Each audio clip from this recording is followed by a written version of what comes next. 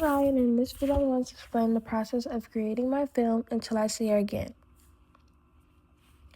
I will be answering the CCR4 question, how did you integrate technologies, software, hardware, and online in this project?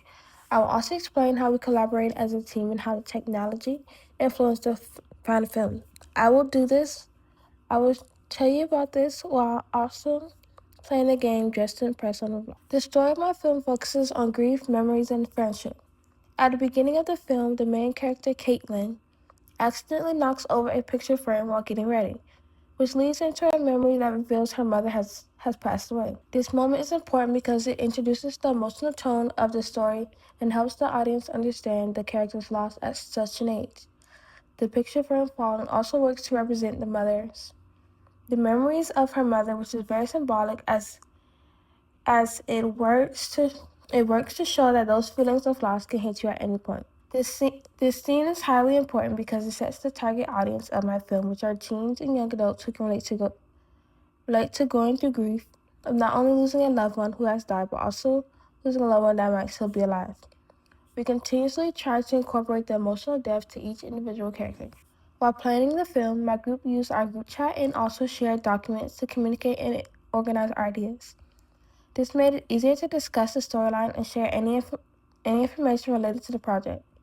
Since basically one person filmed the whole film, other than a couple of scenes, it was very important that we made sure the clips were sent in our group chat so that we could all use them for editing later. For filming, we mainly use our phones as cameras. Using our phones allowed for it to be easy to control our movements due to the familiarity of the devices, especially when we had to move the vanity to get an overhead shot. However, this also created challenges because we had to make sure these clips were sent and shared between our group chat.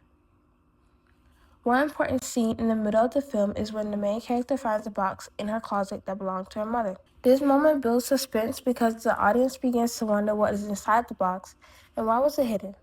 The box becomes another symbolic prop in the story representing the memories and unanswered questions about the girl's mother. This scene helps to build up the suspense and intrigue that comes with storytelling. During post-production, we use editing software such as CapCut to combine the clips and structure the story to make sense. Editing with CapCut helped us to make sure the scenes flow together clearly and that the emotional moments were emphasized while still keeping a steady pace. We also use it to add our logos, opening credits, and other sounds together to blend more and more smoothly into each other. We also use a text-to-video generator called Halo Video. This allowed for us to type in prompts for what we want our logos to look like, and slowly it will create our idea into a video.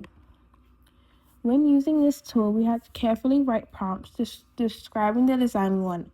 The first result was never exactly what we wanted, so we had to revise the prompts and adjust the description until the design matched our idea. This showed that AI can generate visuals, but it still depends on the creativity and instructions given by the user.